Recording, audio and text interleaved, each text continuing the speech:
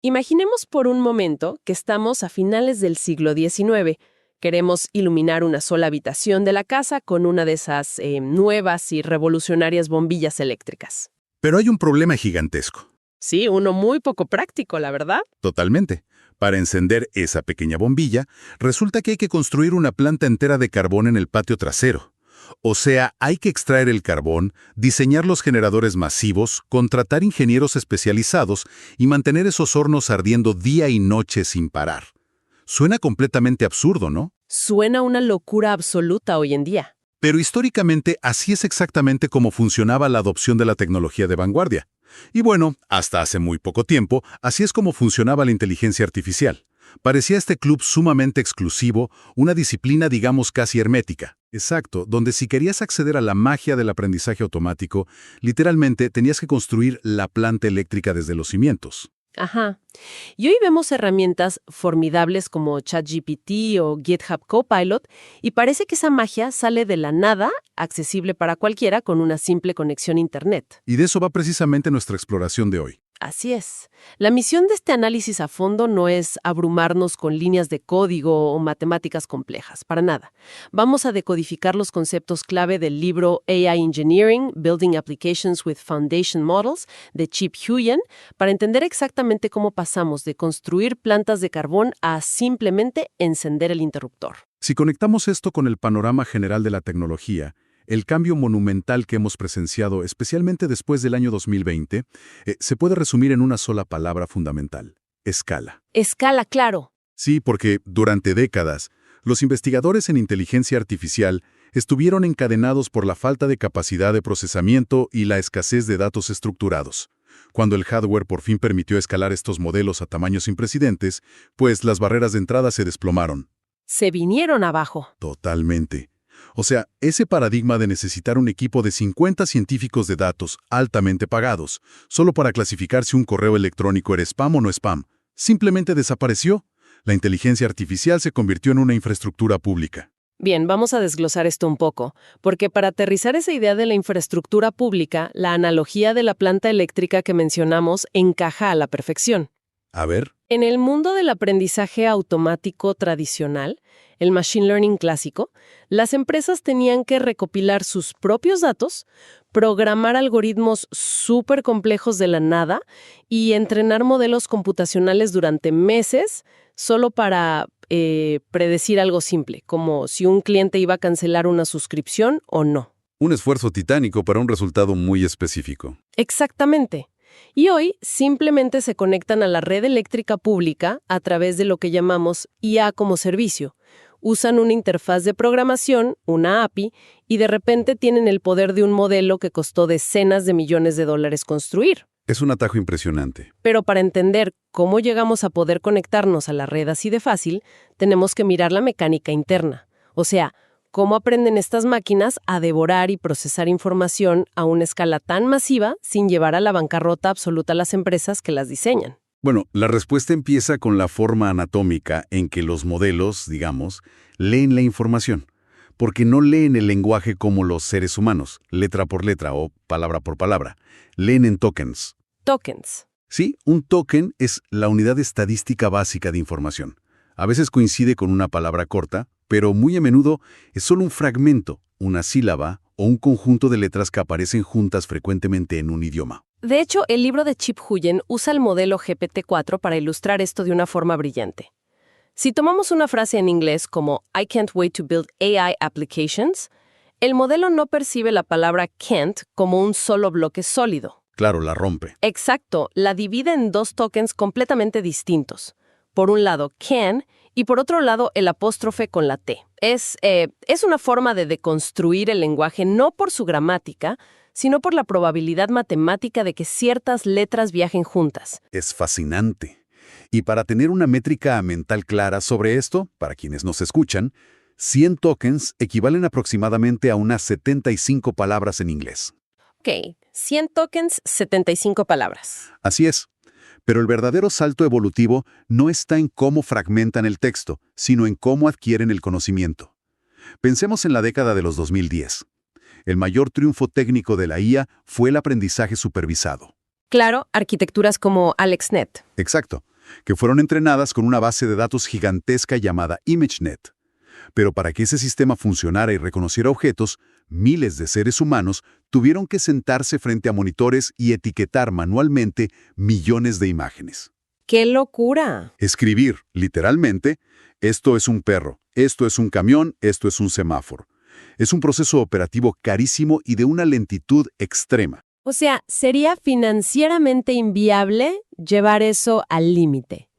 Intentar pagarle a miles de personas para etiquetar cada concepto, cada verbo y cada objeto posible en el mundo sería, no sé, como intentar etiquetar cada grano de arena en una playa con una lupa. Imposible. Completamente. Por eso la industria entera tuvo que pivotar hacia lo que llamamos la autosupervisión. En este esquema, los datos ya contienen sus propias etiquetas implícitas. ¿Cómo así? Bueno, tomas un volumen masivo de texto crudo de Internet y el algoritmo simplemente oculta la siguiente palabra en una oración y trata de adivinar cuál es. Si adivina mal, el sistema ajusta microscópicamente sus ecuaciones matemáticas internas para no repetir el error. Va corrigiéndose solo. Ajá, y si acierta, refuerza ese camino neuronal. El texto mismo se convierte en el maestro, eliminando por completo el costo humano. El texto menciona dos arquitecturas distintas que hacen esto. Por un lado están los modelos enmascarados, como BERT, de Google. Para mí, estos funcionan como jugar al Madlibs o como llenar los espacios en blanco de un examen escolar. Es una muy buena analogía. Porque el modelo ve el principio y el final de la oración y calcula qué falta en el centro. Y por otro lado están los modelos autorregresivos, como la familia GPT. Y esto es como el autocompletar del celular con esteroides. Nunca se detiene. Toma el contexto previo, predice la siguiente palabra, luego toma esa nueva palabra, predice la siguiente, y así de forma ininterrumpida. Pero esto me plantea una duda gigante. Si el mecanismo de aprendizaje es tan asombrosamente simple como jugar a adivinar la siguiente sílaba, ¿por qué necesitamos que los modelos sean tan absurdamente grandes? Hablamos de miles de millones de parámetros. Claro. O sea, ¿por qué no simplemente adivinar palabras usando un programa más pequeño y eficiente? Bueno, la intuición humana sugiere que un sistema más eficiente debería necesitar menos recursos, pero la estadística de las redes neuronales opera bajo otras reglas. La cantidad de parámetros en un modelo define su capacidad geométrica para formar conexiones. Su tamaño físico, digamos. Digamos que es, en esencia, su volumen cerebral. A mayor cantidad de parámetros, el modelo tiene el espacio matemático para aprender relaciones extremadamente sutiles, ironías, traducciones o incluso lógica de programación. Ya veo. Pero, y aquí está el truco, para llenar esa inmensa capacidad y que no quede vacía, necesita procesar una cantidad astronómica de datos. Un modelo gigante entrenado con muy pocos datos es como un supercomputador de última generación encendido sin ningún programa instalado. Tiene todo el potencial físico, pero cero utilidad. Entendido. O sea, para construir este cerebro virtual masivo, necesitas darle de comer la biblioteca de Alejandría entera. O de lo contrario, toda esa inversión en hardware es un desperdicio total. Exactamente. Y ese apetito insaciable de datos nos lleva a la siguiente fase de esta revolución. Porque adivinar palabras revolucionó el procesamiento de texto, sí, pero el mundo físico no está hecho solo de caracteres impresos. La experiencia sensorial implica ver formas, escuchar frecuencias, percibir profundidad. Y de ahí surge el salto de los simples grandes modelos de lenguaje a lo que la industria ahora llama modelos fundacionales, es decir, sistemas que han desarrollado multimodalidad. Lo fascinante de esto es descubrir que la arquitectura subyacente que predecía texto era sorprendentemente flexible para otros formatos. Sistemas recientes como GPT-4V o Claude 3 ya no se limitan a procesar tokens de palabras. Ah, no. No, tienen la capacidad de procesar tokens visuales, descomponen una fotografía en una cuadrícula matemática y la procesan simultáneamente con instrucciones de texto. ¡Wow! El libro detalla el caso de Clip, creado por OpenAI, que me parece un punto de inflexión. Porque si decíamos que etiquetar imágenes de gatos y perros a mano era el gran cuello de botella financiero, ¿cómo logró Clip procesar millones de imágenes sin contratar a un ejército de personas? Bueno, implementaron un enfoque genial llamado supervisión del lenguaje natural. Los desarrolladores crearon un programa para rastrear Internet y recolectar 400 millones de pares de imágenes y texto que ya convivían naturalmente en páginas web. O sea, agarraron lo que ya estaba ahí. Claro, un ejemplo clásico sería la fotografía de una noticia y el pie de foto escrito justo debajo. Al inyectar esos 400 millones de ejemplos en el sistema, el modelo dedujo, por pura fuerza estadística, qué patrones de píxeles se correlacionaban con qué palabras específicas. Eliminaron de raíz el etiquetado manual. Así es. Y por eso el término fundacional es tan preciso. No están construyendo una herramienta para detectar fraudes financieros o para traducir francés. Están construyendo cimientos de propósito general sobre los cuales la comunidad de software puede edificar 1000 cosas distintas. Y aquí es donde la cosa se pone realmente interesante. Pero, espera, tengo un poco de escepticismo válido aquí. Adelante. Si el sistema extrajo 400.000 millones de pares de Internet asumiendo ciegamente que el texto describe la foto y le estamos enseñando a una máquina a asociar píxeles con letras usando fuerza bruta matemática. ¿Realmente la máquina está entendiendo el mundo? ¿O simplemente encontró un patrón estadístico gigante entre una foto de un perro y la palabra perro? O sea, ¿hay una comprensión real? Esa es la pregunta del millón. Y roza la frontera donde la informática se encuentra con la filosofía, ¿no? Estrictamente hablando, la naturaleza de la IA actual es puramente probabilística. No tiene una experiencia consciente de lo que es un perro. Ajá. Pero, en este campo, el significado no se almacena como en un diccionario tradicional, sino a través de un mecanismo llamado embeddings. Los embeddings son coordenadas numéricas. El modelo convierte cada concepto en un punto dentro de un espacio matemático de miles de dimensiones. Espera. Espacio matemático de miles de dimensiones. Para no perdernos en la jerga técnica, podemos imaginar esto como un mapa topográfico, o como el mapa gigante de una ciudad donde los conceptos similares terminan viviendo en el mismo vecindario. Esa visualización es perfecta. Imaginemos un mapa inmenso. El modelo, a través de leer miles de millones de textos, descubre de forma autónoma que la casa de la palabra perro debe construirse exactamente al lado de la casa de la imagen de un perro. Ya entiendo. Y descubre que el vecindario de las mascotas está lejísimos del vecindario de los automóviles, por ejemplo. Incluso capta relaciones matemáticas complejas. Mira esto.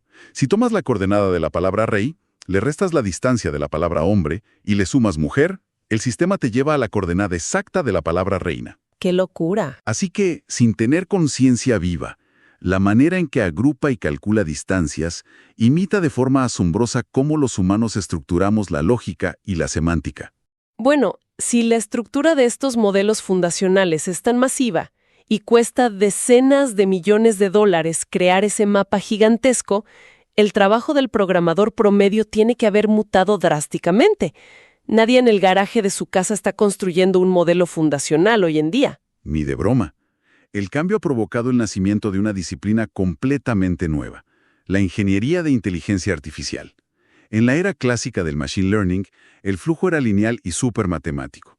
A ver. Un equipo recolectaba datos limpios, programaba la red neuronal, ajustaba el cálculo a mano y después de meses de validación construía el producto.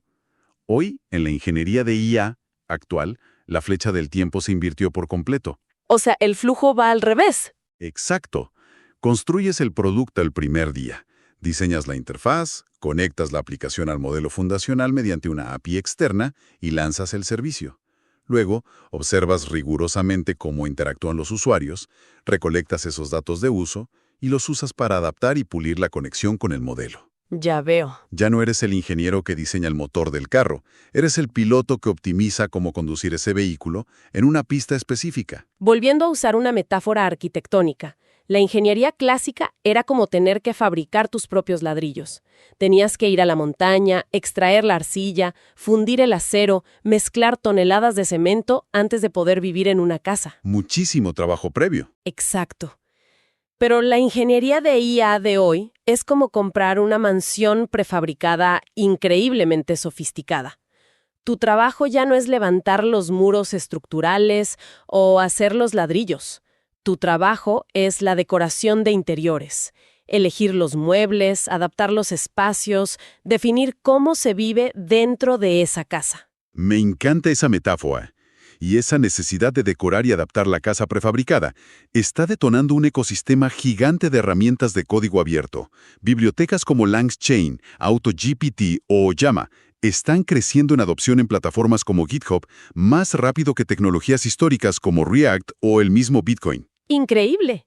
El libro de Chip Huyen desglosa este frenesí en 3 formas principales de adaptar estos modelos, sin tener que crearlos desde cero. La primera, que es la de menor barrera técnica, es el prompt engineering, o ingeniería de instrucciones. Que siguiendo con la analogía de la casa prefabricada, el prompt engineering sería como reacomodar los sillones y cambiar la iluminación, ¿no? No rompes ninguna pared. Simplemente le das instrucciones precisas al sistema, le dices, actúa como un analista financiero experto y responde mis preguntas con un tono formal. Tal cual. Es dar contexto temporal sin tocar un solo número de sus embeddings internos. La segunda técnica es mucho más robusta y vital para el mundo empresarial. Se conoce como RAG, por sus siglas en inglés, que significa generación aumentada por recuperación. Pero, a ver, ¿qué pasa si le pregunto al modelo sobre el manual de recursos humanos de mi empresa? ¿O sobre el historial médico de un paciente? Esa información nunca estuvo en Internet, así que el modelo base jamás la vio durante su entrenamiento. Ahí es donde entra RAG. Precisamente ahí. RAG es el puente hacia el conocimiento privado. Funciona conectando el modelo base a una base de datos externa que contiene toda la información específica de tu empresa. Para visualizarlo mejor, es como conectar una inmensa biblioteca privada a nuestra casa prefabricada. Y la IA actúa como un bibliotecario súper rápido con una velocidad de lectura inhumana. Cuando alguien hace una pregunta, la IA no responde de memoria. Corre a la biblioteca, escanea el índice, extrae únicamente el párrafo con el contrato o el historial médico y lo inyecta silenciosamente en las instrucciones. Y ya con eso, redacta una respuesta perfecta. Esa explicación lo clava. La IA no memoriza tus datos, los consulta en tiempo real. Y bueno, la tercera técnica es el fine-tuning o afinamiento profundo. Aquí el nivel de intervención ya es estructural. Tomas el modelo y alteras matemáticamente sus parámetros internos utilizando miles de ejemplos muy específicos de tu negocio. Sería el equivalente a demoler una pared y construir una extensión en el patio de la casa prefabricada. Modificas la estructura de manera permanente. Exactamente. Le enseñas un formato de respuesta que simplemente no existía en sus datos originales. Ya sabemos cómo funcionan y cómo los adaptamos. Pero, ¿qué está construyendo exactamente la gente con estas casas prefabricadas? Si la barrera técnica desapareció, esto debe haber desatado una avalancha comercial. ¿Dónde estamos viendo el impacto real? Irónicamente, el sector que ha absorbido esto de forma más agresiva es el propio sector de la programación de software. Un caso de estudio brutal es GitHub Copilot, que logró $100 millones en ingresos recurrentes anuales en apenas 2 años. ¿100 millones en 2 años? ¡Wow! Es un hito asombroso. Sin embargo, los datos de rendimiento que analiza Chip Huyen revelan un matiz muy interesante. En tareas de programación rutinaria o de bajo nivel, la IA eleva la productividad del desarrollador hasta en un 50%. Claro, automatiza lo aburrido. Pero intuyo que hay un techo de cristal cuando la complejidad aumenta. Totalmente. Cuando medimos el impacto en arquitectura de software de alta complejidad, donde hay que entender cómo un cambio en un servidor afecta a la base de datos y la interfaz simultáneamente, el incremento de productividad cae a menos del 10%. O sea, ayuda muy poco ahí. Sí, porque el modelo es excepcional prediciendo la siguiente línea de código a nivel local, pero carece de la visión global para estructurar un sistema complejo. No reemplaza al arquitecto humano, solo automatiza el teclado. Es un optimizador local, digamos. Y otro frente de impacto masivo que menciona el texto es la educación. Hay un estudio profundo de Duolingo que muestra cómo implementaron la IA, y la conclusión es fascinante. Resulta que la IA no es particularmente buena para diseñar el currículum base general, pero su verdadero brillo está en la micropersonalización. Y esto revela cómo funciona la adaptación al momento.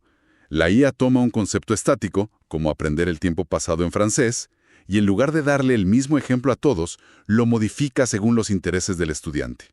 Si a ti te gusta la gastronomía, te explica la gramática usando una receta de cocina. Te lo aterriza a tu contexto. Exacto. te reexplica el mismo obstáculo cognitivo de 5 maneras distintas, con paciencia infinita, hasta que finalmente haces clic. Democratiza el tutor privado. Me encanta. Pero bueno, aquí es donde la narrativa da un giro oscuro. Hemos hablado bellezas de cómo adapta el conocimiento, pero su cerebro depende enteramente de la dieta de datos con la que fue alimentada inicialmente. Y al analizar de qué están hechos los ladrillos originales de estos modelos, nos topamos con un repositorio llamado Common Crawl. Esto plantea una pregunta muy importante. ¿Qué es Common Crawl? Es la piedra angular, la fuente de datos primigenia para la gran mayoría de los gigantes de la IA. Es un archivo masivo, en constante crecimiento, que resulta de raspar sistemáticamente billones de páginas de Internet.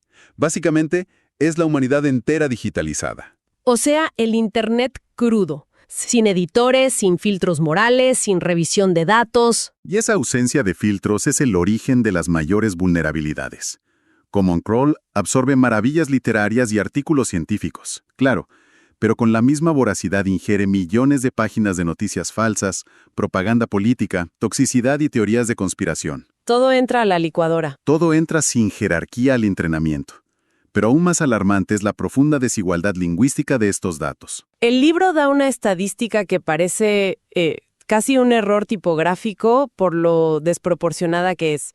El idioma inglés domina casi el 46%, específicamente el 45.88% de los datos, mientras que el segundo lugar, que es el ruso, tiene apenas un 5.97%. Es una brecha abismal. Y el español, el árabe, todo lo demás está fracturado en porcentajes diminutos. Entonces, ¿qué significa esto para alguien que usa una IA en Colombia o en Kenia? Significa que el sentido común de la máquina tiene un sesgo abrumadoramente angloparlante. Incluso cuando le hablas en español, las probabilidades de cómo estructura un argumento provienen de una cosmovisión forjada en inglés. Traduce el idioma, pero impone una lógica cultural importada. ¡Qué fuerte! Los laboratorios han intentado crear mecanismos de contención. Por ejemplo, en la creación de GPT-2, los investigadores de OpenAI filtraron Internet usando solo enlaces de la plataforma Reddit que hubieran recibido al menos 3 votos positivos de usuarios humanos. Usaron el juicio colectivo de Reddit como filtro de calidad para separar lo valioso del clickbait puro. Así es. Pero, a ver, detengámonos a procesar las implicaciones de esto. Entonces, ¿qué significa todo esto al final? Si la fundación de estos modelos súper avanzados está literalmente construida sobre foros de Reddit, teorías de conspiración y lo peor del Internet crudo, no estamos construyendo rascacielos sobre arena movediza. ¿Cómo podemos confiar en aplicaciones empresariales si su cerebro base aprendió leyendo todo eso? Esa desconfianza es 100% válida, y es lo que justifica que la ingeniería de inteligencia artificial exista como disciplina. Reconocer que el modelo base es un motor inestable, que ha leído tanto libros de medicina como insultos en blogs, es el primer paso. Por eso el fine-tuning, la ingeniería de datos específica y la evaluación rigurosa son los pilares fundamentales hoy. ¿Ponerle barandas de seguridad? Exacto. Mediante barreras estrictas, logras que el comportamiento final se alinee de manera segura con lo que la empresa necesita, sin importar de qué se alimentó al principio. En esencia, la ingeniería actual es el arte de domesticar el caos algorítmico. Ha sido un trayecto fascinante. Pasamos de un truco probabilístico simple, que es predecir la siguiente palabra, a modelos que ven imágenes, a esta nueva era de ingeniería donde la clave es adaptar, no construir desde cero. Ha sido una revolución técnica silenciosa, pero el ruido recién comienza a sentirse en las industrias. La infraestructura seguirá mutando y las aplicaciones en los próximos 5 años van a desafiar nuestra imaginación. Para cerrar, quiero dejar sobre la mesa un pensamiento final un poco provocativo.